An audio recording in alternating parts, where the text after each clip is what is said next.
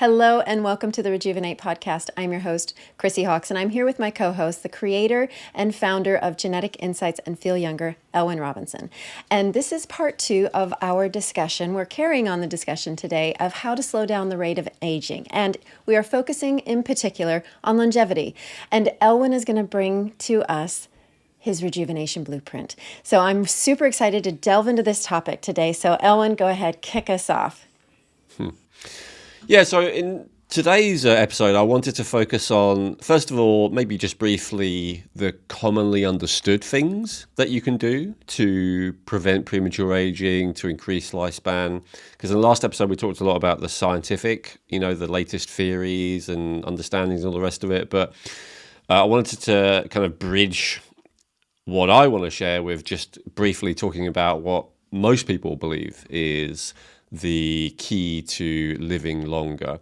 I don't think most of it is wrong. It's just kind of incomplete, because I have observed many people who actually do follow most of these guidelines, and yet they're still suffering and struggling with health issues and feeling a lot older than they are. But nonetheless, let's start with that. Is that okay? Yeah, absolutely. Please do. Okay, so I think the key things are being overweight, high blood pressure, and then high blood glucose stroke insulin. I could have put cholesterol in there, but they keep changing their mind about cholesterol, right? First it was cholesterol, then it was LDL cholesterol. Now they're kind of even thinking maybe there's nothing wrong with LDL cholesterol. I don't know if you saw recently there was a research study where someone managed to reduce their LDL cholesterol by eating Oreo cookies. I haven't seen that one.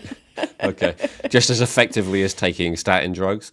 So the reason I wanted to focus on this for a second is because, of course, this is the kind of stuff that people will tend to be focused on. Like, these are the things that are important. And I would say that the reason why this is the kind of mainstream understanding about the things that you can do is because there are specific drug interventions for these things. So, for high blood pressure, there are various drugs for that are some of the most commonly prescribed ones. We talked about, statins as an example of that. For high blood glucose and insulin, we have metformin. It's one of the most commonly prescribed drugs that, a lot of people are on. And these days, in terms of being overweight, we've got Ozempic, or semaglutide, the actual name of the peptide, which is becoming epidemic these days. And all of them are actually, all of the things I just mentioned, probably metformin the least, but all of them are very problematic to various degrees. Statins work by reducing your body's production of cholesterol. And we need cholesterol, correct? Correct. Cholesterol is the building block for all of our, what they call steroid hormones. So specifically the sex hormones and the adrenal hormones. So out of cholesterol, your body makes pregnenolone, which we've talked about before. Out of pregnenolone, your body makes progesterone and cortisol. Out of progesterone, your body makes DHEA, and out of DHEA, your body makes testosterone and estrogen. And there's loads of other ones. Some of them we've focused on, like allopregnanolone and DHT, which are also very important, although generally less talked about. But all of these are crucial for feeling good, but actually for aging well as well. So something that reduces cholesterol altogether is disastrous. I feel a bit more confident saying that on YouTube now than I would have done 5 years ago, because there is more and more research studies coming out, even in the mainstream, that this is not a good idea to lower cholesterol significantly. Now, having said that, I don't think there's anything wrong with lowering blood cholesterol if it is very high, but it's the mechanism that is commonly used that's the issue. So the go-to thing 100 years ago for reducing blood cholesterol, I would say, is better than what's used now. And that was simply optimizing thyroid hormone. Because thyroid hormone, in fact, 100 years ago, high blood cholesterol would have been seen as an indication of a deficiency of thyroid, very correctly from my perspective. And, that kind of knowledge got thrown out of the window. So Anyway, there's issue with statins. Statins also, I've heard them described as a mycotoxin. So we've talked about how dangerous mycotoxins are before. Well, statins could be, categorized as such. They're based on a toxin created by mold, just like penicillin is as well. So not an ideal thing to be suppressing your cortisol, to be encouraging your body to cholesterol, to be encouraging your body to take excess cholesterol and convert it into the next step, pregnenolone. That's a good thing, right? Potentially. But to stop your body making cholesterol in the first place, which then depletes every other down chain molecule that you might want, like cortisol, but probably more like progesterone, especially for women, and testosterone, especially for men, you can see how that's potentially an extremely bad idea. Absolutely, for sure. Glucose and insulin, the issue with that to me is not so much that metformin is so terrible, although it does have a bunch of different side effects. It's more that there's a fundamental misunderstanding that actually the problem is really in many cases, except for maybe usually in type 1 diabetes, which is the much less common type, the problem is really an excess of insulin. That is the issue, born of insulin resistance. And so this is, relevant for all kinds of things that ends up killing us. A lot of the cutting edge but mainstream doctors that I follow and I see these days put, a lot of the diseases actually kill us down to what they call metabolic dysfunction. And they describe metabolic dysfunction as, fundamentally this issue of insulin resistance as being a root cause. I don't believe it's the only root cause. I just gave another example of a root cause that I just said, of thyroid, for instance, and I would say and the adrenal glands and, the level of cortisol could be another root cause, and deficiency in progesterone and testosterone could be another root cause hormonally. So there's a few different things that I would associate with metabolic dysfunction, not just high insulin. But it's true that chronically elevated insulin due to insulin resistance is definitely a root cause of this metabolic dysfunction. And you very rarely find people with heart disease who don't also have insulin resistance. You very, very rarely find people with Alzheimer's disease who don't have insulin resistance. So much so that these days, even mainstream people are calling it type 3 diabetes. Right? Yeah, I was going to say, yeah. Yeah, exactly. So that's that one. And we've done episodes on both those issues before. And then lastly, there's the issue of being overweight.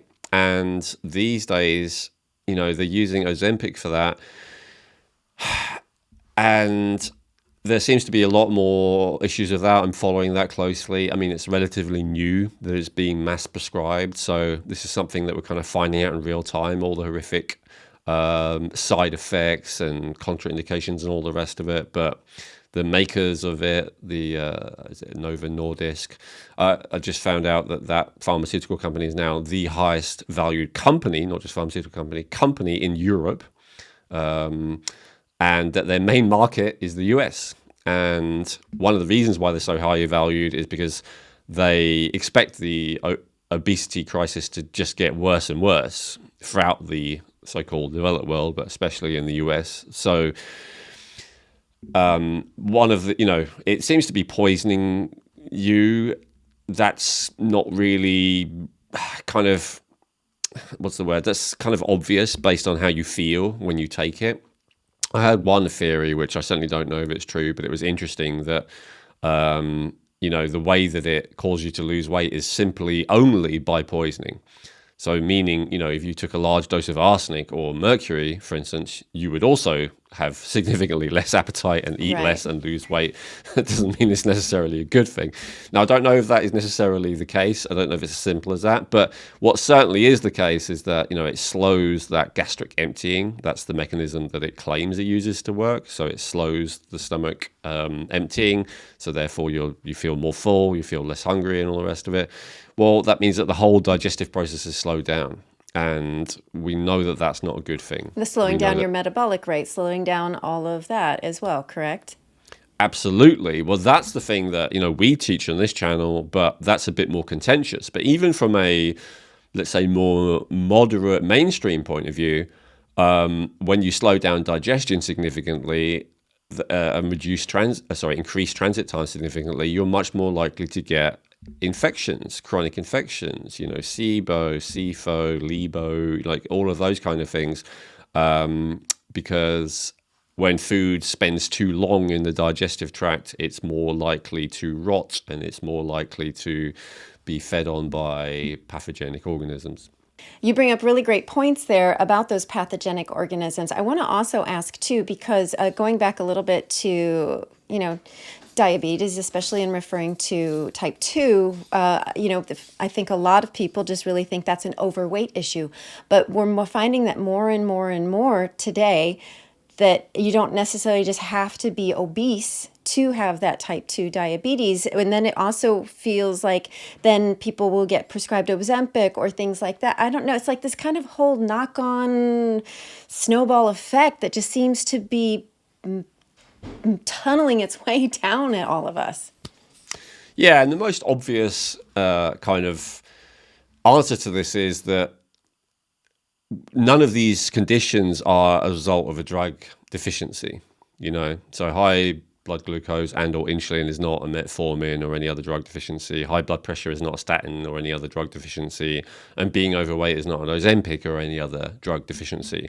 And yet they're treated as such. And in the case of all of those things, none of those are even described as cures, let alone, should be thought of such that. So they're all things that you would have to keep taking for the rest of your life to manage the condition. None of them are resolving. None of them are considering the root cause. So those are, some of the most obvious things that we think of in terms of, that you will hear in the mainstream about things that you want to avoid if you want to be healthy for a long time. And then there's lifestyle factors. So the ones that I most commonly see are being inactive, right? So not exercising. And I don't disagree with any of these, by the way. I'll explain, once I've listed them, why I'm talking about these. Poor diet.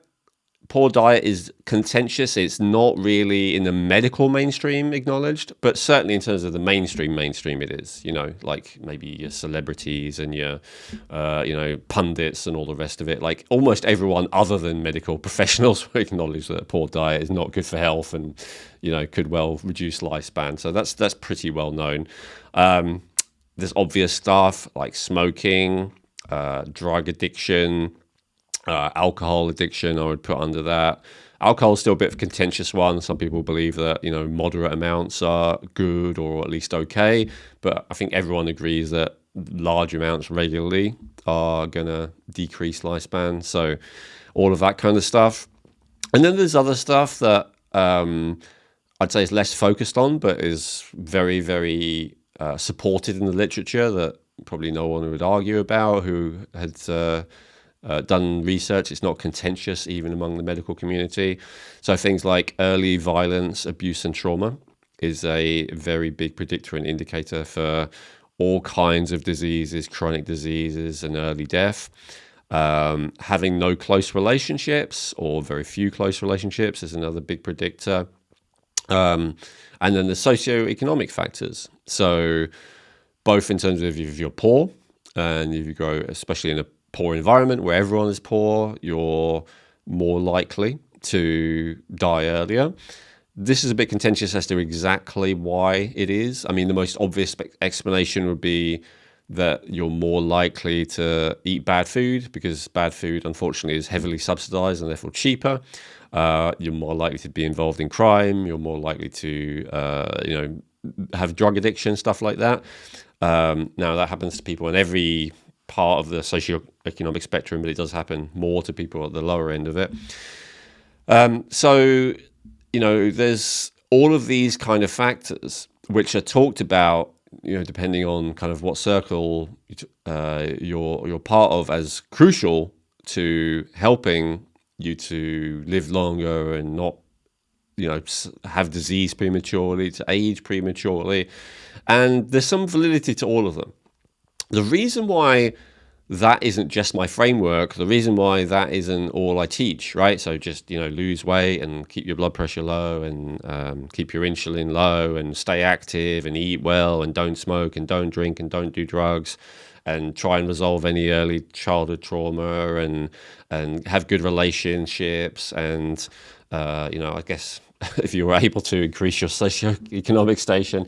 The reason why that isn't the only thing that I focus on is because I've met so many people over the years who either don't have any of those issues or, through the law of statistical averages, they have way less of those problems that would seem to be holding them back than the average person. And yet they're really struggling with severe chronic issues, feeling prematurely old. And of course, I was one of those people, right? Not overweight, not high blood pressure, not high insulin, not high blood glucose. I was active. I was eating well. I was not smoking anymore. I did until I was 26 or 27, but I'm, in my early 40s now. No drugs anymore, again, for 15 years. Yes, I did have early, trauma and abuse. But, got good close relationships in a good socioeconomic place. So for all of those, I had almost none of those things going against me. And yet I started struggling, and to some degree, a little bit compared to before, but still struggle with these kind of issues that a lot of people who don't have all these factors going, on their side, as it were, who have a lot more going against them, don't struggle with. And so that made me very, very clear that there must be more to it than that. Absolutely. I bet it's because that's also that thing too. It's like, I'm doing everything right. What could it possibly be that's causing this? Because I know something's not right. Something's going wrong.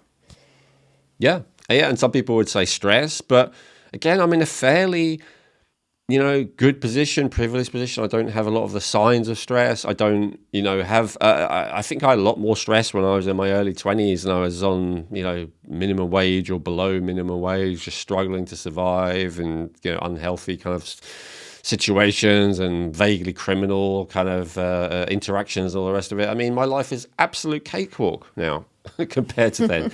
And, like the level of stress is, very low, and yet, so I don't think that's it either.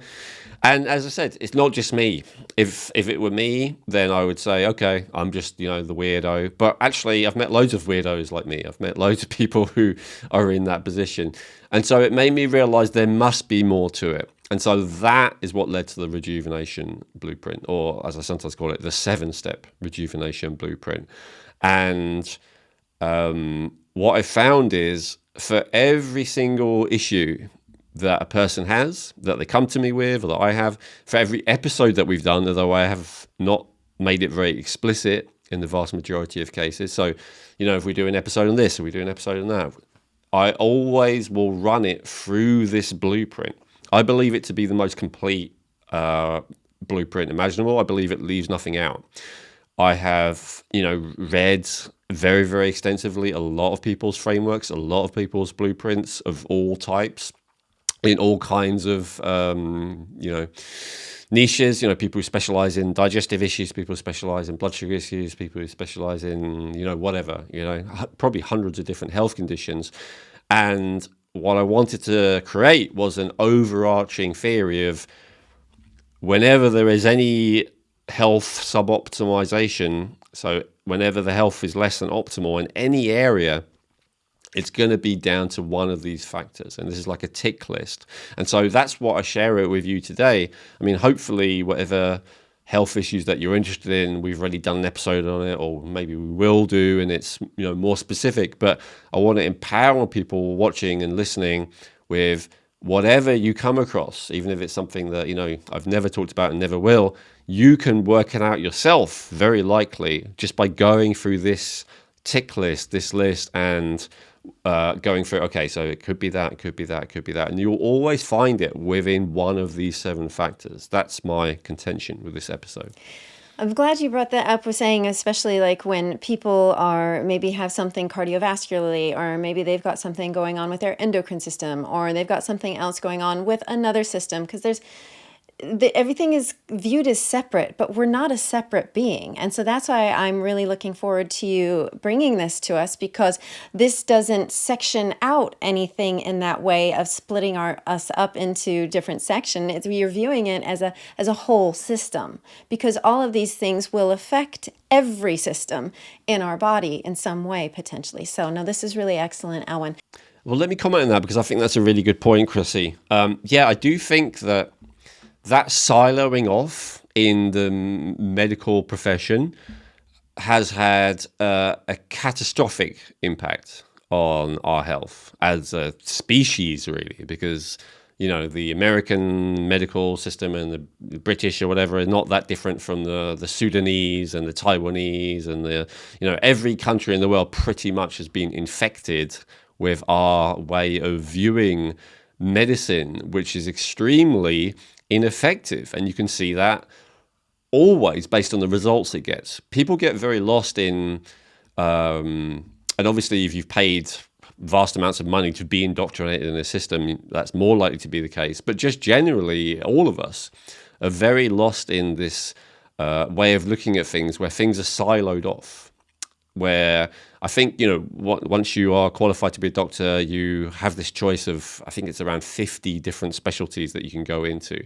And none of them are connected and none of them talk to each other in the vast majority of cases. And so a person, the average 50-year-old who's on, like 5 medications on average, meaning half of them are on more than that, they may see a bunch of different doctors. They may see, a cardiologist about their heart and circulation, high blood pressure and all the rest of it, and they'll see an endocrinologist, as you said, about the hormones, and then they'll see a respiratory doctor about that, and they'll see, et cetera, et cetera, et cetera. But these things are all connected. So there's 2 reasons for this, I would say. There's like the well-meaning reason, and then there's the really not good reason. I would say the well-meaning reason is a lot of progress that we have made in the last 2,000 years, especially 200 years, is the scientific method. And the scientific method kind of replaced the previous method, which was the kind of revealed method. And what I mean by revealed method is kind of like Plato was a good example of it. It's like previously throughout most of history, the way to look at life and the way to judge, do I do this or do this? Do I take this or that? Was based on someone feeling like they had a brainwave. They got it from God, they got it from the spirit, they got it from their ancestors. Like they got a download. This is how you do things. And then because they had authority, that's just the way it was done, right? Then there was, Plato's student was Aristotle. And Aristotle was like, nah, I'm not into that. I'm into, let's see if there's actually evidence, right? Testing. Let's try it and see what happens. So this idea of not because some authority, divine or otherwise, told us to, but because there's evidence that it actually works, that it actually does something. I'm quite keen on this, as you can tell probably by the way I'm phrasing it. I think it's good, the scientific method. I think it's good to base things on objective reality and not on, revelation. Because the problem with the revealed one is that, this wise person and this wise person, they all have different revelations about what the right way is. And then if the scientific method isn't there, all they do is bicker against each other. And I mean, you still have this to some degree, in the alternative health world right now, right? Like there's the people who've revealed to them that everyone should be vegan, and the people who reveal to them everyone should be carnivore, and they're bickering and arguing with each other. And these days they're all citing scientific studies as that's kind of a tool these days. But fundamentally, it still comes down to, because that's my belief. And I would say the idea of the scientific method, let's look at objective reality, let's test it and actually find out, is a wonderful thing. However, there is a limitation on it. Well, there's several limitations, but let's say the limitation that has nothing to do with corruption or bias or anything like that is that in order to test something, you have to remove as many variables as possible. So for instance, if I wanted to test if vitamin B1 helps with stress, or if rhodiola rosea helps with stress, or whatever, I can only test that one thing, right? I have to make sure that everything else is the same as before. The problem is, in a lot of cases, what works isn't just one variable. It's a bunch of different things together. But science doesn't like a bunch of different things together because that's all kinds of confounding variables. And then let's say if I said, no, the key to stress is not one or the other. It's like it's having some, B1 and it's having some this is just, random off the top of my head, B3, and there's some magnesium and it's some L-theanine and it's some rhodiola and it's some ashwagandha. And you've got to do all of those together for it to work. That's not what scientists want to do because then they don't know which it is that's working. That's how they would look at it, right? So that's the best case scenario, that often they're not looking at things holistically because they want to isolate one little variable at a time. So that's like talking about interventions, but what about talking about the issue, right? Like if someone has sinus issues or if someone has bladder issues or someone has headaches or whatever, they want to look at the impact on what they're doing on just that, not what is it also doing to everything else. That's the challenge, and that's the challenge with the jabs, which are so contentious. It's like, do they work? Let's assume honesty among the people who are doing the tests. Yes, but the problem is the unforeseen consequences. What else do they do? What other knock-on effects do they create? They don't know. They don't look into that. They don't care. They don't want to know that. They're only interested in how it affects this specific variable. So in the case of a drug, let's say, if you've got a sinus issue, does it help the sinuses? Yes. Does it also cause higher blood pressure? Does it also cause, it causes kidney failure, but your sinuses are great. Right? So that's the issue. They're not looking at things holistically. So they only want to test one variable at a time, and they only want to test one outcome at a time, because that is the proper scientific method. So that's one of the big issues with it. And then, of course, the other big issue is that people are not honest in many cases. They are corruptible. And so this is huge, and I would say this is the bigger problem with things. I want to start with the other one to say, even if you believe that everyone is totally honest and above board, then there's still a problem. But, the bigger problem these days is almost everyone who is researching, pharmaceutical drugs has a conflict of interest. And this is completely legal and allowed among, in the current system. And by the way, not to be critical, but more allowed in the US, your country, Kissy, than most of the world. And you can see the consequences in the health outcomes that you guys have. You spend more in healthcare than anywhere else in the world. And you get like average health outcomes by the world standards, so health outcome per dollar spent, I believe, is the least efficient in the entire world. And so all of these kind of issues are why I think that these... And so to go back, to your original point about the siloing is the part of the cause of that is that desire to isolate things because of the scientific method, even at its best level.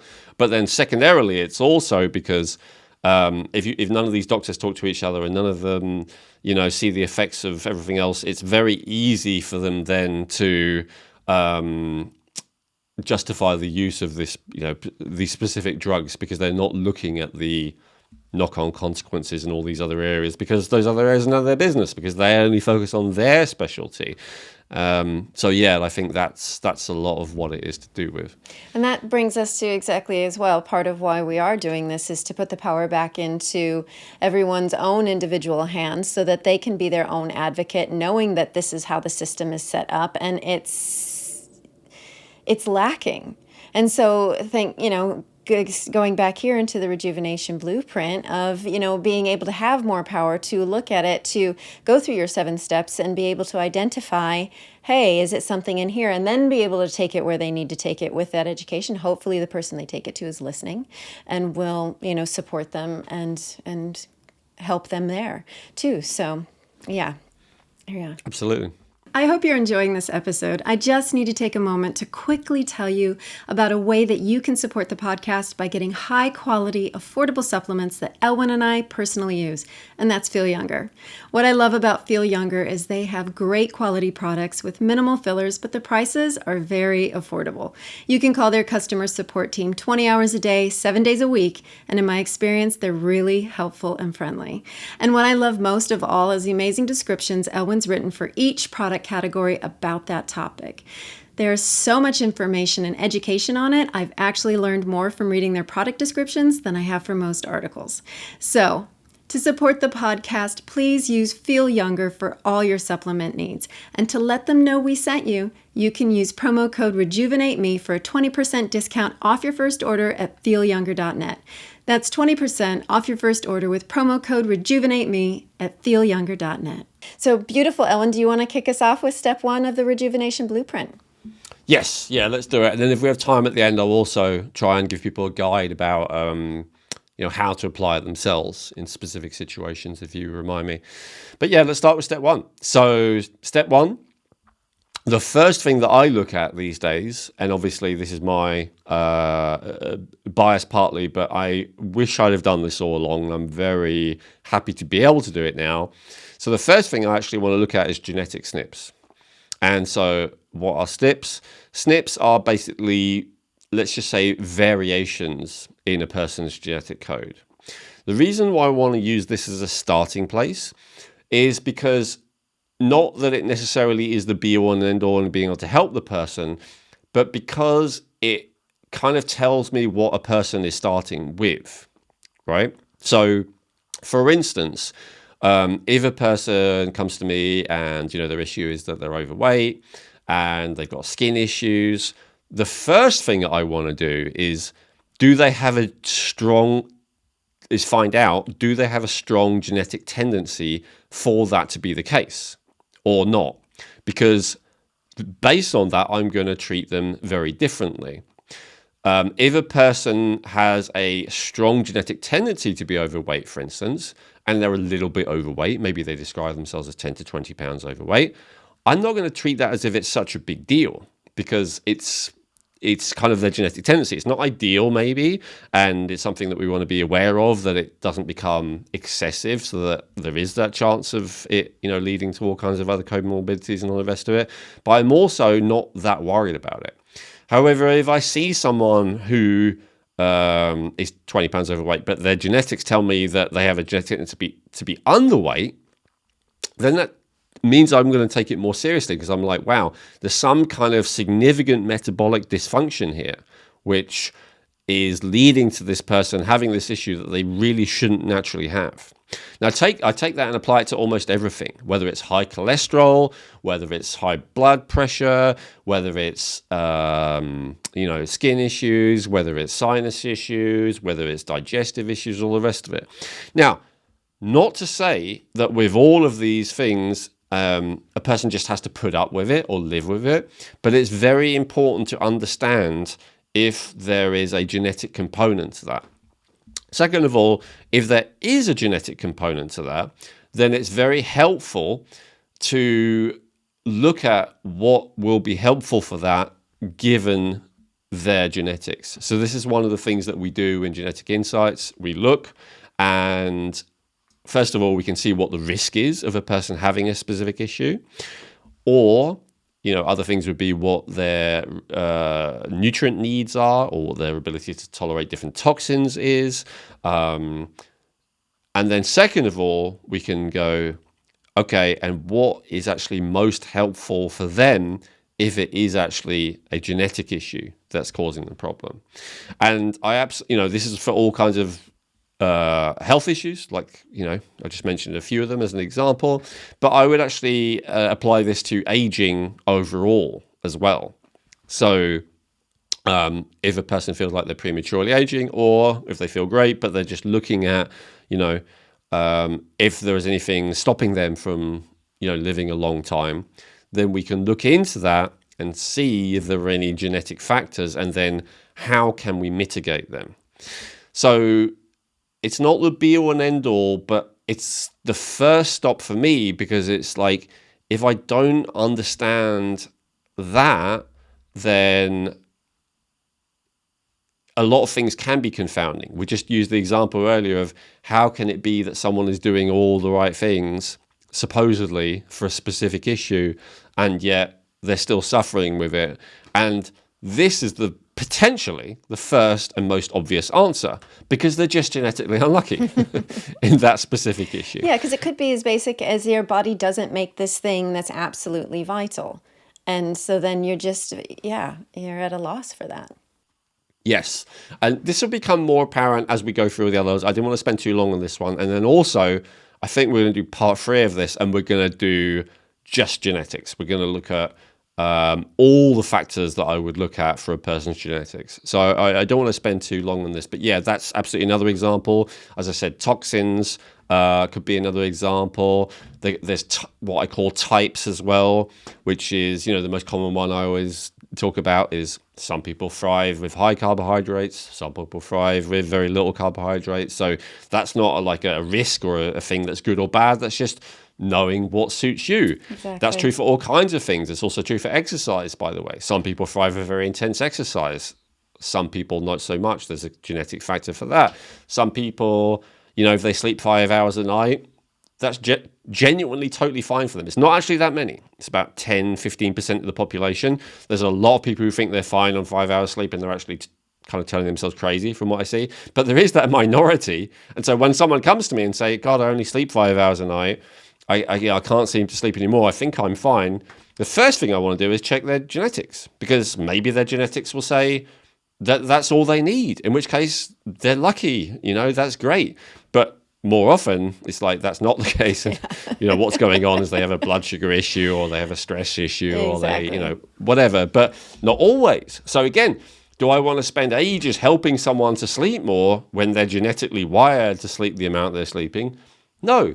So does it make sense why I always want to start with the genetics? Yeah, absolutely. It does. It's kind of like looking under the hood real quick. Okay, let me see if there's something that stands out here. Yeah, absolutely. Yeah, exactly. Beautiful. So that's step 1 of genetics of the Rejuvenation Blueprint. Elwin, what is step 2 of the Rejuvenation Blueprint? Okay. So this is the one I like to go to next, because it's so easy to resolve compared to most other things. Most people these days, they just want a pill. They just want like a really simple solution. Either they want a pill, or if they're more naturally minded, they just want like a food recommendation. I feel like maybe 60% of the population just wants a pill and to not think about it. About 30% of the population want to believe that it's all down to diet, and if they just eat well, then everything's great. And then maybe 10% of the population are open to like more than that. So to try and, do my best to help that 90% who really don't want much more than a pill and or a dietary recommendation, ideally I can give that to them, and that's all that they need to do. And so, yeah, the next thing that I look at is deficiencies, or what I call specifically deficiency of building blocks. So we've done an episode of this already, but just to recap, I call it a building block because what I'm looking at is literally the stuff that your body is made out of. And so your body's made out of a bunch of stuff, mainly carbon, hydrogen, oxygen, nitrogen, but it's also made out of other stuff. Calcium, magnesium, boron, chromium, iron, whatever, right? These smaller molecules. And then the different amino acids that your body is made out of, your lysine, leucine, valine, all the rest of it. So it turns out, as we talked about in that episode, that you're only as strong as the weakest link in the chain. And so when you're missing any building block, that basically, and when I say missing, let me clarify that, when you're missing an optimal amount of any building block, it can and often does slow everything else down from working correctly. So we talk a lot about thyroid in this program, and most people who are watching this have probably heard me talk about it at some point or another. So I'm absolutely I have no reservation of recommending just thyroid supplementation if necessary, because of how beneficial it can be. But it is true, I just saw a comment on this on YouTube the other day, which sure makes me think about it, that we could, you can actually start with nutrition. So you could say, Is the person low in selenium? Is the person low in iron? Is the person low in iodine or have excess iodine? But we'll talk about that in a second. Is the person low in tyrosine? That is actually probably the best starting place from someone who wants to kind of go more natural rather than someone who just wants the result as quickly as possible, because it may well be the case. Those things are worth testing for, those things are worth investigating. And if a person does have suboptimal level of any of those things, and possibly more, but I pick the most likely culprits, then that could mean that they have an underactive thyroid, which can mean that their metabolism is slow, which means that their body's not producing enough cellular energy, which means that every single system in the body doesn't function optimally. Whether it's the immune system, circulatory system, respiratory system, central nervous system, every system is dependent on this energy, and this energy is dependent on thyroid, and thyroid is dependent on these few little nutrients. And so it seems like surely, a little bit of selenium or a little bit of tyrosine or something couldn't make such a big difference, could it? Actually, most of the time, probably it doesn't. I wish it was as simple as that. A lot of the time they're fired. But sometimes it is. And I'll tell you the time where it is most likely to be the case: when a person has a genetic variant that means that they need significantly more of those nutrients than usual. So if they need significantly more tyrosine than usual, some people, this is pretty rare, but they have this problem of converting phenylalanine into tyrosine, which can then create that problem.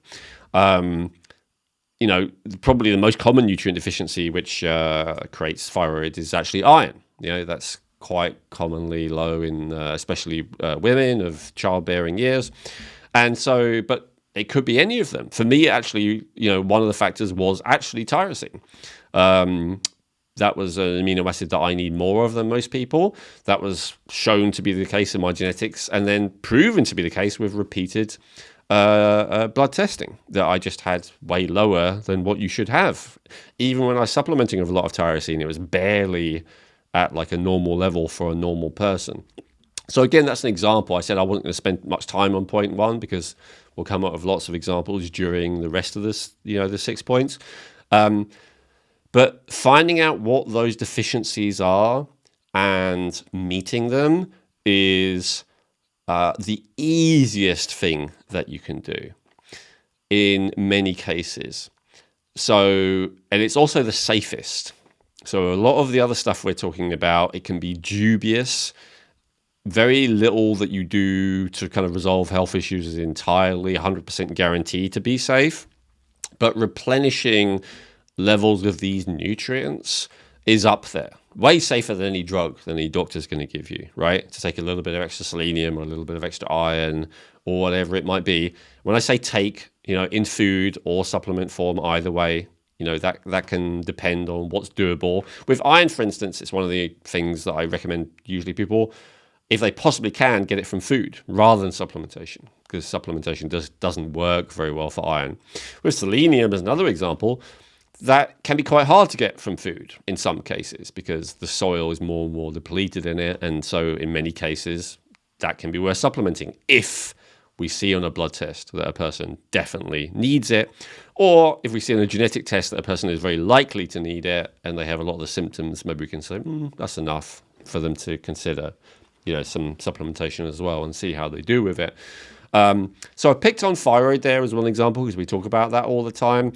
But what I've just said, goes down the line, depression, sleep, anxiety, inability to focus, kind of brain issues or, chronic pain or bladder issues, digestive issues, no matter what it might be, every single health challenge that I don't think I've ever come across a health challenge where there isn't a possibility or even sometimes a likelihood that a low level of a simple building block or two could make a profound difference with that. As I said, it's not always that easy. That's why there's 7 steps, not just one. But I like to start with that if I possibly can. The one reason that I don't start with it always is because unfortunately there's a lot of nutrients, between all the vitamins, the minerals, the amino acids, the essential fats, and it's not super cheap to test for all of them. That's the only problem. So that's where sometimes, like in the case of the thyroid, it's kind of easier in many cases just to test to see if thyroid is low, and if it is, give the person some thyroid. In the case of, not that I do this, but I recommend they see a doctor to do it, because then you're giving the person what they need. But ideally, before you do that, you go and test for all the nutrients. You go and test for all the amino acids, all the vitamins, all the minerals, all the essential fats, and you see, is there anything low? And if that test is too expensive and difficult, it's a hell of a lot cheaper using something like Genetic Insights to see what are the nutrients you're most likely to be low in based on your genetics. And then you can just test for those few and see if they may be the problem. So that's a way of narrowing it down and saving money, if that is something you need to do. Really, really good points here, because essentially, what I'm hearing from these building blocks, they're building blocks for a reason. They're there. They are essential in some spaces, necessary for certain cellular functions. And without those, then that can have a downstream effect on whether our body is functionally, because we've talked about it in previous episodes where we have words aren't coming in the right way, but like the Krebs cycle is the regular cycle for making the energy, doing all that. But if for whatever reason that's not working, then we have a backup system. But the backup system isn't there to be running all the time. It's kind of like a little bit of a jump start until we get back there. But if we're not having that building block that is necessary, then we're over here in this backup system, and then goodness knows what's going to happen and how it's going to take. So checking those building blocks, making sure we're providing our body with enough of that is what we're saying that this step 2 of really looking under the hood is as well. Absolutely. And, the most primary building blocks are oxygen, which is dependent on carbon dioxide. And we've done a whole episode on that, the Buteyko episode, where we talk about that. But, talking about the Krebs cycle, it could be as simple as that. It could be that there's a lack of oxygen, lack of sufficient oxygen getting to the cells, which means that, then a person is using glycolysis, which is this backup energy production system, which produces a lot of lactate, which then can create pain, which is not very energy efficient. And, all of these kind of backup systems will go into place where things are not working as efficiently enough just because there isn't enough energy. So, I would say that deficiency of building blocks is probably the most ignored of all of the things that either top 1 or top 2 most ignored of the 7 steps in the medical profession. There's a few exceptions to that. Doctors will test for iron for anemia. They'll test for B12 and folate, sometimes for anemia. These days, they're more likely to also test for vitamin D3. For, maybe for immunity, they'll test for that. But and heart health, but I'm trying to think. I think that's pretty much it. I mean, they'll test for the electrolytes, but electrolytes are magnesium, calcium, potassium, chloride, sodium, and phosphate. They're kept in a very tight range within the blood. And so the reason they test for that is because if those things are out of range, that means there's a real serious medical issue going on. But that's not really... Often that's not necessarily even pointing out a lack of building blocks. That's talking about some kind of severe health disturbance that has made those out of range within the blood. But you could actually have you could have an optimal level in your body, but have it be out of range of the blood because you've got something really bad going on. And then conversely, and much more commonly, you can have what seems like an optimal level in the blood, but actually have a fairly severe deficiency. And the most common example of that is magnesium, that people know of, magnesium deficiency rarely shows up in a blood test, and yet most people are actually low in magnesium. And you can test for actual cellular magnesium. Red blood cell magnesium is the type that I test, and that actually gives a good reflection of what your reserves or stores of magnesium actually are. And there's a bunch of other ways that you can, estimate that level of magnesium as well. But I was thinking about for this section to talk about like some of the most important nutrients, which we have done in other episodes, including the one I think we did recently on building blocks. But the truth is, there is no essential nutrient that is not catastrophic if you have it low enough. So I could say, my favorites are things like magnesium that a lot of people talk about, and B1 and all the rest of it. But the truth is they're all super, super important. And any of the vitamins being low, any of the essential minerals being low, any of the essential and sometimes even non-essential amino acids being low can have a catastrophic effect. And yes, absolutely could be the cause of all your health problems. Often it isn't as simple as that, but often it is a necessary factor which has to be resolved maybe along with something else. Otherwise, it's just not going to get better. Absolutely. Absolutely. Well said, Elwin. Yes, perfect. Now, building blocks, I know when you pointed those out to me, it's like, oh, okay, let's start here. So no, thank you for that for sure.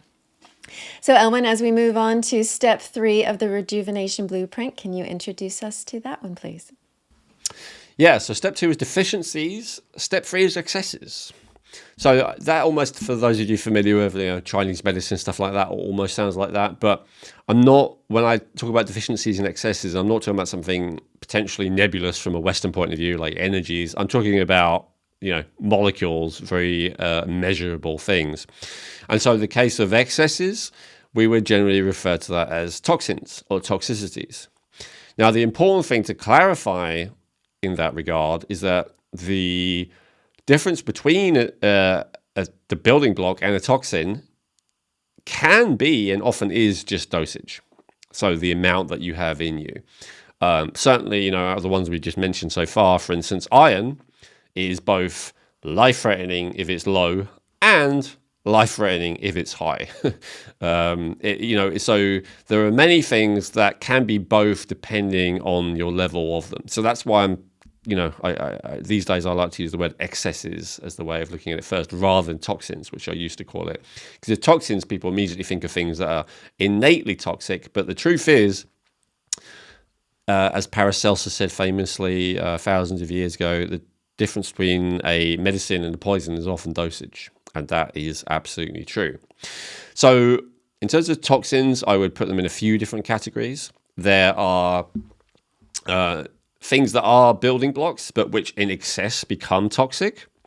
There are things that are innately toxic, and we've talked about a few of those before. There aren't actually that many of those in nature, although these days there are an absolute ton of them that we're in contact with because there's a lot of man-made things. But previously there was a few things like mycotoxins and a few minerals like mercury and lead that just, there's no amount of them that's actually beneficial in many cases. But, in a lot of cases, it's a little bit more gray area. So another thing that I definitely class as a toxin is metabolic byproducts. All right, so there are all kinds of things your body creates itself, whether it's the famous free radicals, whether it's lactate, whether it's hydrogen peroxide, all of which serve an absolutely crucial function, but all of which, when there's cytokines, I guess would be another example that's kind of well known these days, that when your body creates an excess amount are extremely damaging and ultimately poisonous to the body. So let's just define the word toxin for a second as well. Toxin just literally means poison. I think the root of it is Latin. It means like an arrow, but the idea is it's something that is, the etymology is like something that's piercing, that's damaging you.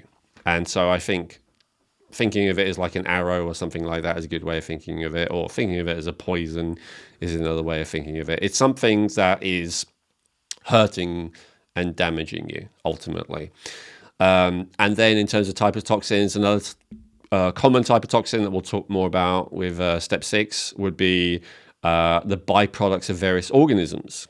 So we've talked about endotoxin a lot. That would be, the most famous example. We've talked about mycotoxins a lot. That would be another famous example. But there are all kinds of organisms that are living around you and inside you that create all kinds of substances that, again, especially in excess, are poisoning you. And some of them which are poisoning you at any level, but which are not a problem until they reach a certain level of an excessive amount. So I would say that of all of the steps that we're talking about, this is the most ignored compared to how it should be by the mainstream. it is actually one of the most focused on in the alternative health world. There's a lot, talking about detox and fasts and cleanses and stuff, but often I would say poorly understood, and there's a lot of conjecture and also I would say hyperbole. So, some people talk about how all sugars are poisons, for instance, or all fats are poisons, or all plants are poisons, or all meats are poisons, and stuff like that. So that is, I would say, more of a case of, as we talked about a minute ago, it's contextual, right? So there's a level of all of those things, sugar, meat, whatever, that once you go over that level, it may be a poisonous for a particular person in a specific situation, but for another person, that level may be fine. So it's more one of those kind of things. But yeah, I would say that the impact of toxicity on the body, even though it's over-focused on the alternative world and ignored in the mainstream world to a large degree, except for in very specific cases, is still ultimately, definitely one of the most important factors. And when I'm looking at people who seem to have a healthy lifestyle and, like we talked about earlier, they're active and they're, eating well by any normal standards and not smoking and drinking and all of that, and they're not overweight and all of that stuff, and yet they're struggling with health issues. My first thought, even though this is not quite the order that I'm giving here, probably usually actually isn't lack of building blocks. It is toxins. Like there's some kind of toxic exposure going on here. And we've done a whole episode on this as well. Toxins can come from all places, right? So first of all, your body could be creating too many for various different, sometimes complex reasons. Organisms inside you, living in your sinuses, living in your digestive tract, living in your urinary tract, living in your ear canal, living in your skin, whatever, could be creating these toxins in excessive amounts. You could be breathing it in. There's so much focus in the alternative health world on toxins in terms of food, and probably not enough on what you drink, like water, but not nearly enough on what you breathe in.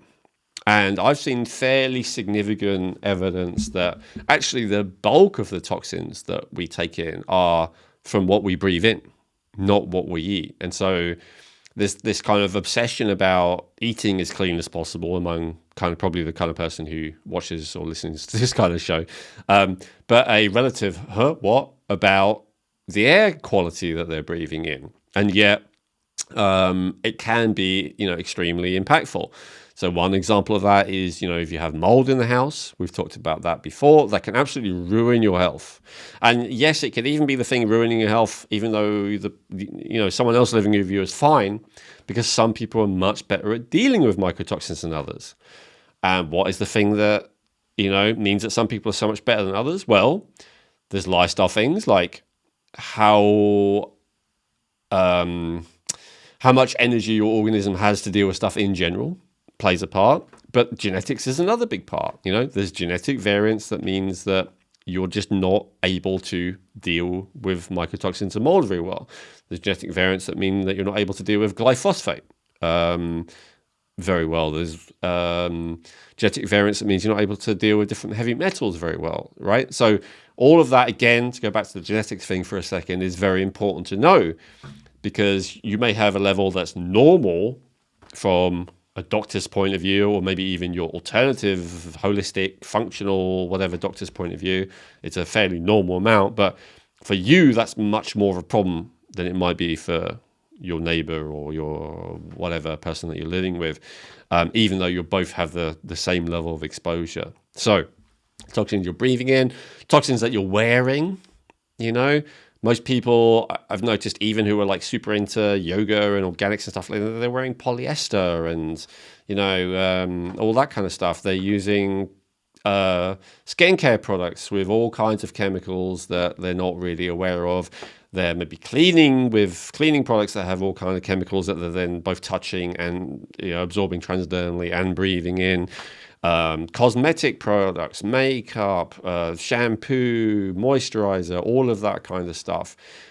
It all makes a difference. It all has an impact. And there's a point here, because it's just popped into my head as you said, or we're talking about a threshold, because it could also potentially be that it's not just the one thing, but it's the 10 things that have added up for you and that your body's like, it's just too much.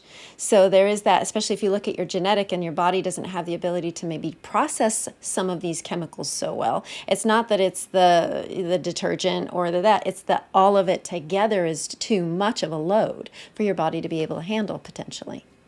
Absolutely, yeah. You said it there, like toxic load. I think that's often how it's described these days. So you're absolutely right. You don't want to use the reductive kind of modern method of trying to work out the thing. You want to identify all of the toxic load and then reduce that as much as possible. You want to do that in general, and then you want to definitely do it to address any kind of health issues. But, we're talking here about anti-aging. So I absolutely believe that this issue, really the two things we talked about so far, deficiency and excesses, are the reason I've put them as second and third place in this list is partly because they're what I'd want to start with, but also they're kind of a little bit in order of importance. Like, these are things that are absolutely crucial.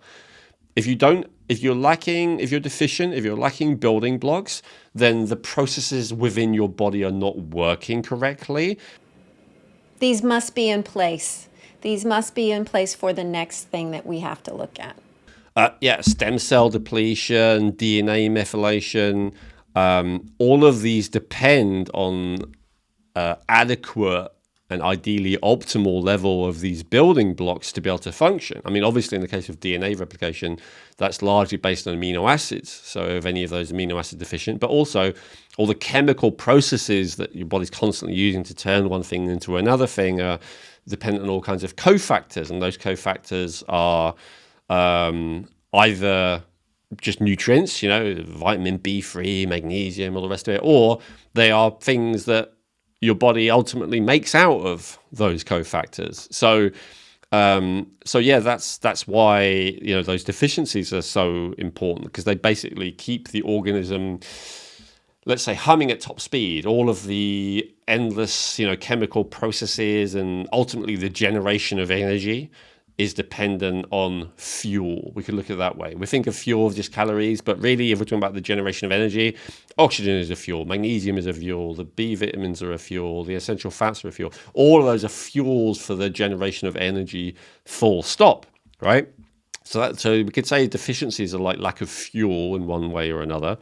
Well, the excesses are like something gumming up the works. So they're the opposite. So they're things which are slowing things down, which are getting in the way. So do you see that distinction? So the deficiencies is like not enough of the things we need to keep things moving, whereas the excesses are things that are slowing things down, things that are getting in the way, things that are tripping us up, things that are sludging it up. I don't know. I'm trying to think of visceral, visual words that we can think of, things that are gumming up the works, as it were. And so, as you say, Chrissy, it's not about the one thing. It is about what is the total amount of those things coming in, and also, how well am I able to deal with each of those things? And that's where sometimes it is good to get granular, like specific heavy metals and specific mycotoxins and, specific whatevers, because we can see, okay, this is really screwing things up for me because I'm not able to deal with it very well, or this is really screwing things up for me because I have so much of it. So I remember, listening to Tony Robbins talk about health. I think 20 years ago, he had this program called Living Health, and he told this story about how there was this scientist who had these chicken cells in a laboratory setting, and these chicken cells would normally last a few weeks. That's how long cells normally last. They're created, they die. There's a high turnover, and this scientist apparently managed to keep these cells alive for several decades. And in fact, they didn't die after several decades. He just abandoned the experiment. As much as scientists are very what's the word, hyper focused and rigid, even they eventually kind of move on and do something else with their lives. And so he said that there was only 3 things he had to do to basically make the cells immortal. Number 1. I was going to say, what are those 3 things? Number 1, give it the nutrients that it needed. Number 2, clear away the waste. And number 3, stop physical rupture. What's that? Can you explain that third one? Yeah, like literally, if you apply like a blowtorch to it, or crush it or something like that, right? So it's, but that's basically it. Like those are the 3 things. Now, obviously, we're more than just cells, and we're more than just a conglomerate of cells from many different perspectives. Although from one perspective, you can say we're a very vast interrelated conglomerate of cells. But the point is, we're more than just individual cells. So it's not quite as simple as that for a whole human being like you and I, but we are ultimately, from one perspective, just a conglomerate of cells. And so if we can just keep giving our cells the nutrients that we need, clear the waste away fast enough, and stop those cells being damaged. And one of the things that damages cells is those very toxic toxins, like we talked about, like mercury famously, but all kinds of things. I mean, even lactate, free radicals, excess unbound iron. I mean, the list goes on and on. All kinds of things can, damage those cells. I used the arrow example earlier as the etymology of toxin, like that you could think of it as literally something that's piercing a cell, like destroying a cell. So that's why, as I said, those are the first 3 for me, because it's like the blueprint of the cell itself, making sure the cell gets enough of the nutrients it needs, and making sure the cell is not overloaded with the toxins, which will ultimately gum it up and stop it working properly. Does that make sense? That does make sense. Yeah, absolutely. Excellent. Now, because we're not just cells, that's why we have to have a few more steps, right? I mean, again, you could say we're a conglomerate of many, many cells, but there's something more to us than just cells, which is why at least up until now, scientists have not been able to get just a bunch of cells and build a human being out of them. So there's something more to us. Anyway, so step number 4, I call chemical cell signaling instructions. So hopefully that makes more sense. That's why I had to do a little bit of explanation about cells. So the cells are getting instructions from the nutrients that they're taking in. They're getting instructions to some degree from the toxins that they're having to deal with. And of course, they're getting instructions from the DNA inside them. So that's steps 1, 2, and 3 that we've talked about so far. But cells are also getting instructions from, quote unquote, the outside, right? They're getting other signals, they're getting other instructions. And so that's mainly in the form of hormones, neurotransmitters, and peptides. And so some things could go in all of those categories, like oxytocin is something that you can call a hormone and a neurotransmitter and a peptide. We've talked about this, a lot before. We've done a bunch of different episodes about these various things. But the bottom line is, we are, as I said, a complex organism, not just a bunch of cells. And so one of the things that is really signaling to us what stage of life we're in, because again, we're talking about anti-aging and longevity today, is these things. It is the hormones, it is the neurotransmitters and the peptides. Now, these are also the fundamental driving factors that determine how we feel. The only other thing that determines how we feel that I guess is not in this category is the state of our cell itself. So the level of ATP, the level of energy that our cells are creating, I guess is the fundamental driver of how we feel, because it is the energy that every cell of our body has available to it in order to function. And where would this category be in the 7 steps? Number 4? No, sorry. So speaking when you're talking about the level of ATP, because maybe I was confused if you're saying it's not necessarily in this category, like the fundamental driving factor of how we feel with the hormones, the peptides. And, Sorry. Yeah, yeah. yeah. 2 and 3. Okay, So that's what I thought, yeah, but I just for clarification. Okay, perfect. Yeah. I separated that out in 2 and 3, but yeah, I mean, it's a good question. Really, yeah, the level of ATP you have is down to those 2 factors. It is down to those plus this one, which I guess it is number 4 as well. So, example for that, we'll talk about it again, is thyroid, right? So thyroid is one of the hormones, and thyroid tells, specifically T3, tells your cells at what rate to create energy. So the more T3 being given to the cell, the more the cell gets the signal to increase the rate of energy production, and the less T3, the less the rate of energy production of the cell. So there are a few different things. I'd say fundamentally 2 and 3, but 4, even 5 on this list, even 6 and 7. I guess they all do, Chrissy, actually, now I think about it, because that's ultimately, the root of everything is how much energy all these cells have. The reason why I'm making a distinction here with hormones, neurotransmitters, and peptides is because of their impact on the nervous system and the endocrine system.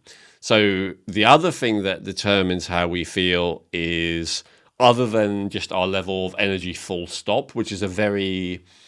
how would I say, like the level of vitality, vibrancy, stuff like that is like a very fundamental thing. But within that, it's like, am I happy or sad? Am I motivated or not? Am I speeded up or am I slowed down, right? All of that kind of stuff. And that is controlled by the hormones, neurotransmitters, and peptides. Also, because we're talking about anti-aging, where am I at in the cycle of life, right? Am I a newly born baby? Am I a child? Am I an adolescent? Am I in my fertile years? Am I starting to decline in my fertile years, or am I beyond my fertile years? So that would be the cycle from a reproduction perspective, right? And so if we go back to kind of pure materialist science for a second, a lot of mainstream scientists, evolutionary biologists will say that the only purpose of life, and certainly mammals, is survival and reproduction, right? Now, obviously, there are some species actually that we think may be immortal, like they don't have that. You have your utility and then you don't anymore cycle going on. Yeah, I think isn't there like an immortal jellyfish or something like that? Yeah. Exactly. Yeah, jellyfish. I think the ginseng plant, once it reaches a certain level of maturity as well. And I'm sure there are other things that either I can't remember or that haven't been discovered yet. We're going to take a quick break to share with you one of our amazing sponsors, Genetic Insights. What makes Genetic Insights uniquely valuable is that they test over 83 million different variants, which guarantees a 99.7% accuracy on all of their DNA reports. With over 100 reports available, you get comprehensive insights into what your DNA is telling you about how to optimize your health today and in the future. I've found reviewing my results to be incredibly accurate and applying some of the recommendations, which are personalized to your individual DNA, to be extremely helpful for me and my family. I also loved how easy it was to upload my raw DNA data that I already had from previously using Ancestry.com, because Genetic Insights supports uploading raw data from all major platforms. To get your health reports, go to geneticinsights.co and get 20% off today by using coupon code Rejuvenate. Remember that supporting our sponsors supports our podcast, which allows us to keep sharing this important information with you free of cost. So, go get your Genetic Insights health reports by going to geneticinsights.co and use coupon code Rejuvenate for 20% off today. Yeah, so my understanding is, once we lose our ability to pass on or replicate, then that's kind of like, out the door then. You're done. Yeah, that's the general kind of understanding. I will say there is a lot of species that actually can reproduce up until the end of their lives. So this is area of a bit of contention, probably outside the remit of what we're talking about this episode, but I actually don't think that menopause or andropause are natural. I don't believe that we're meant to have a phase of our lives where we're unable to reproduce. But that's it's a theory of mine that's not proven, and maybe it's a conversation for another day. But we could say our ability to reproduce optimally starts to wane, at least, and we could say that that is true throughout, a lot of different species. So let's talk about the different hormones. I kind of remember them with a mnemonic with the chakras. You don't have to believe in chakras to have it be a helpful mnemonic.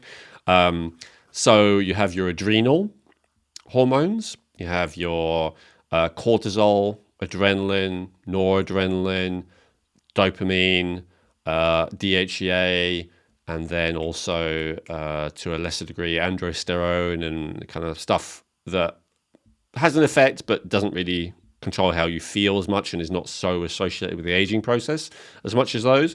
But those hormones I just mentioned are very associated with the aging process. So for instance, your ratio of cortisol to DHEA is a very good predictor of what stage you're at in your life.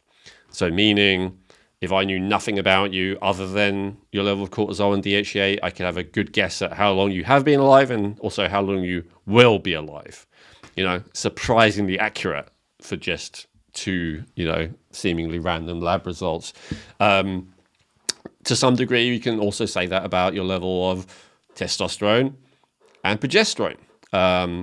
That's a little bit trickier because obviously I wouldn't be able to tell necessarily if you are pre-puberty or post-menopause, in the case of those. But let's say if I knew you're an adult, I could see how far you are along the aging process in a fairly good degree by the level of progesterone and testosterone, and to some degree estrogen as well that you have.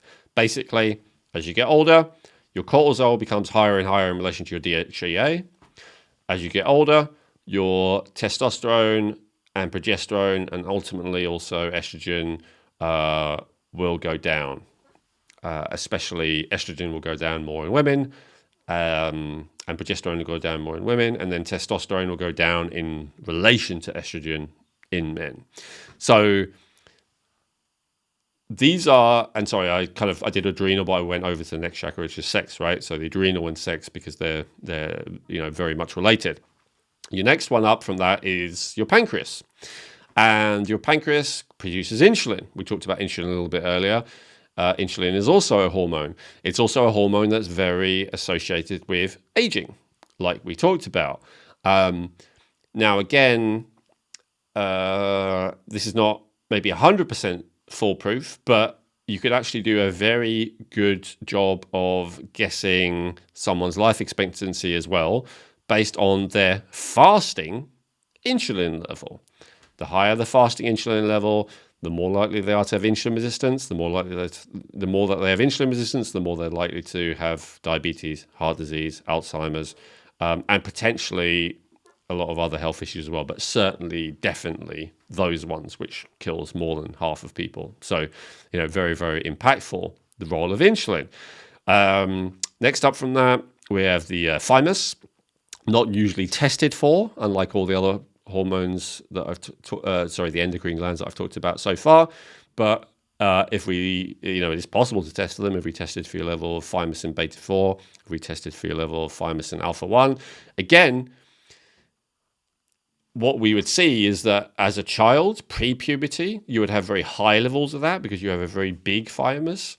And then during puberty and up until the age of about 25, 30, that thymus starts to shrivel up. The production of those thymic peptides goes down significantly, and that is a great predictor of aging again. It's one of the key ones that the Russians focused on. We talked about that recently, how the Russian approach to anti-aging, that was last episode, how the Russian approach to anti-aging was all about rejuvenating the two endocrine glands that are often ignored in the Western world. So in the Western world, as much as we don't focus on them enough, I'd say in the Western world, we focus a lot on the pancreas and insulin, and to some degree, we're focused on the adrenals and the sex hormones. In the Russian world, they would focus on the thymus and the pineal, which we'll talk about in a second, right? So the thymus and its immune supporting peptides. Then the next one up is the thyroid gland, and we've talked about that a lot already. That's the thing that determines your metabolism. Could I predict your age based on the level of T3 in your blood? More and more difficult these days because metabolic dysfunction is so much more common and happens earlier and earlier and earlier as well. But I would say that it's still a good predictor of health and how long you have left, even if it's not as good as some of the other ones like insulin and DHEA and cortisol and stuff like that. Thyroid, I would say, is more of a predictor of quality of life than quantity. That's the crucial determinant there. So I'd be less likely to be able to predict how long you live based on that, but I would be pretty well able to predict your quality of life, like your chance of being depressed, your chances of having anxiety, your chances of having all kinds of chronic issues that are not life-threatening, but which are really annoying, like digestive issues and all the rest of it. Yeah. So, and then the next one up is the pineal. For the pineal, it's mainly melatonin and the different metabolites of melatonin. So melatonin is often thought of course, as the thing that is the signal for to sleep. Right. Yeah. But helps I think sleep. you've mentioned that there's more to it, though, that they're finding, correct? Yes. Yeah. So first of all, the kind of spiritually, people are interested in the fact that these metabolites of melatonin related to all kinds of, spiritual experiences or religious experiences. So DMT is created out of melatonin, for instance. But yeah, in terms of health and anti-aging, I think what's of more interest is melatonin's role in being possibly actually the primary antioxidant in the body. And that's something that wasn't really realized and is still in the process of being investigated. I don't think that it's fully understood because there's been relatively little research into the pineal compared to, say the pancreas and the adrenals and all the rest of it. But as we talked about in the last episode, rejuvenating the pineal using bioregulator peptides is been shown definitely in my studies, and according to the Russians also in human studies, to be very effective at extending lifespan. So there is something about increasing the quality of the pineal, which is very powerful for extending lifespan. And then lastly, you have the pituitary and the hypothalamus, which you often put together. Pituitary is the gland, but it kind of goes along with the hypothalamus. And so generally, it's actually an excess of pituitary hormones, which would indicate a premature aging. So because they're being used up, no, or overproduced, or like, I don't know, something's like overworking there potentially. Yeah, it's a good question. Because the pituitary is the master controller, and so if those pituitary hormones are high, so let's pick thyroid again. If TSH is high, TSH is thyroid stimulating hormone. So that's the one that the medical professionals would use to see if you need thyroid support. So if your thyroid stimulating hormone is high, they go, well, must be high because your thyroid is struggling. So we'll give some support. But the other issue is high thyroid stimulating hormone going through your bloodstream is in itself inflammatory and prematurely aging. And that seems to be the case certainly with TSH. It seems to be the case certainly with prolactin, which is another pituitary hormone. But it may actually be a case of a bunch of the other pituitary hormones as well. This is something that is not settled science by any means. So I'm only going to mention the two that are widely agreed upon as being not good. But either for the reason you said, because it's like an indicator that there is a deficiency, or I think both because of the science I've seen, but also because there are ancient systems that kind of speak about this, like in the ancient yogic kind of system. They talk about how excessive levels of these hormones are actually very toxic to the body. and that you need a strong thyroid in order to be able to deal with those. And so between the two of those, I'm kind of inclined to believe this point that high levels of those pituitary hormones generally are not a good thing, that they are prematurely aging.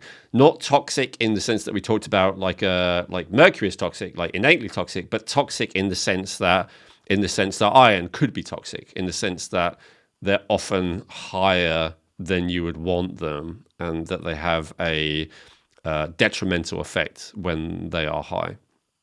So that was like a real deep dive there. We didn't even talk about neurotransmitters, but the reason why I really went into hormones more than I've done with the other categories so far is because they are so fundamental to the aging process.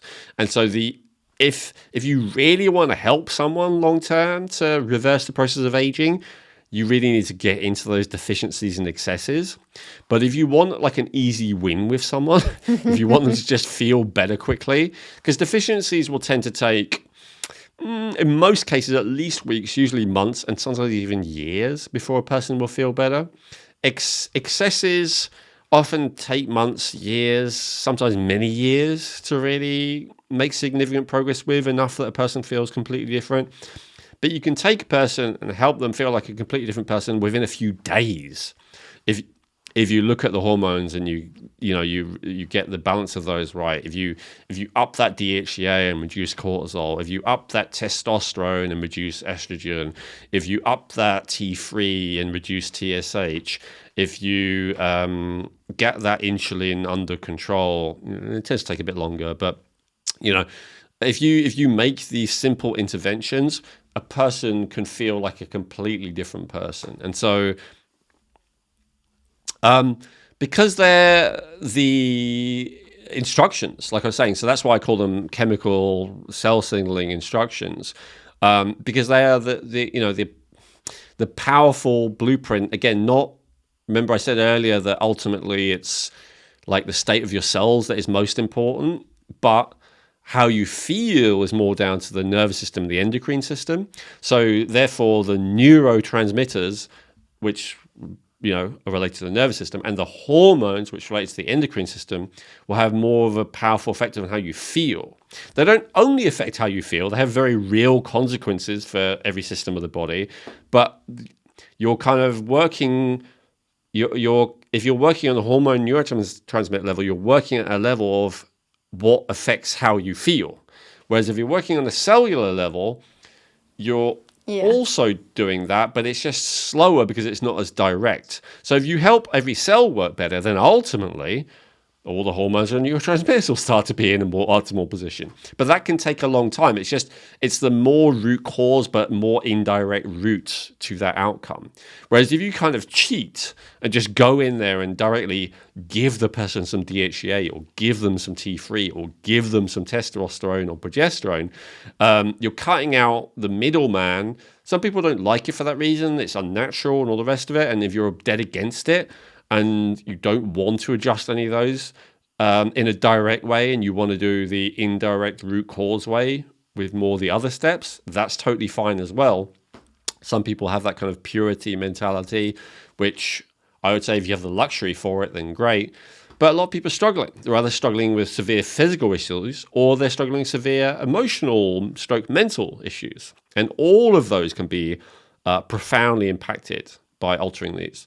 Just to address as well, why did I talk about hormones and not so much neurotransmitters? I have talked about neurotransmitters before, but ultimately the hormones control the neurotransmitters. So, yes, you can do things to increase your dopamine, which make you feel, energized and motivated and happy and all the rest of it. And you can do things to increase your GABA, which helps you to, feel more relaxed and calm and all the rest of it. But it's better to me to focus on the hormones, which will keep those in a good place rather than change them, because neurotransmitters kind of change within like seconds to minutes, whereas hormones change within hours to days. So the good thing I just said about hormones is you can make someone feel better in a few days. That's true. With the neurotransmitters, it's true, you can make someone feel better within a few minutes. But the problem is, as easy as it is to increase dopamine, it will just as easily go right back down again. And in fact, has a very strong tendency to do so. Whereas if you get the progesterone right, you get the testosterone right, you get the cortisol right, you'll keep that nice balance of neurotransmitters a lot more easily. So yeah, in terms of feeling younger, but again, it's not only about feeling. These are not drugs that just make you feel better or don't fix the problem. That's the beautiful thing about hormones. They do actually fix the problem as well. Yeah, as you said, they are chemical cell signaling instructions, so they are doing a job. Absolutely, yeah. Beautiful, Elwin. So anything else on step 4 here with those chemical instructions? I'm sure there's loads, but let's go to the next one.